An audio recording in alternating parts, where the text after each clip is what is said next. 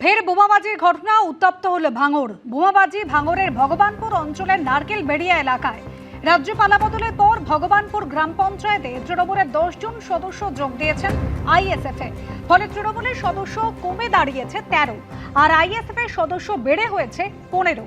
আর এরপরেই তৃণমূলের পঞ্চায়েত প্রধান মারুফা বিবির বিরুদ্ধে অনাস্থা প্রস্তাব আনে আইএসএফ।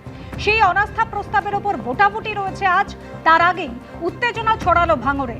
গন্ডগোলের নেপথ্যে আইএসএফ, অভিযোগ তৃণমূলের। পাল্টা তৃণমূলকে দায়ী করেছে আইএসএফ।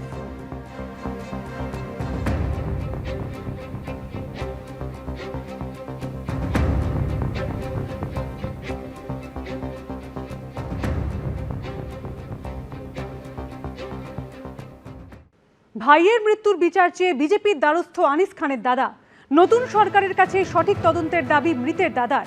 2022 সালের 18ই ফেব্রুয়ারি ছাত্রনেতা আনিস খানকে খুনের অভিযোগ ওঠে সিভিক ভলেন্টিয়ারদের নিয়ে আমতায় আনিসের বাড়িতে পৌঁছে গিয়েছিল পুলিশ। পুলিশের কয়েকজন আনিসের বাড়ির দোতলায় পৌঁছায়। বাড়ির উপর থেকে নিচে আছড়ে পড়েন ছাত্রনেতা আনিস খান।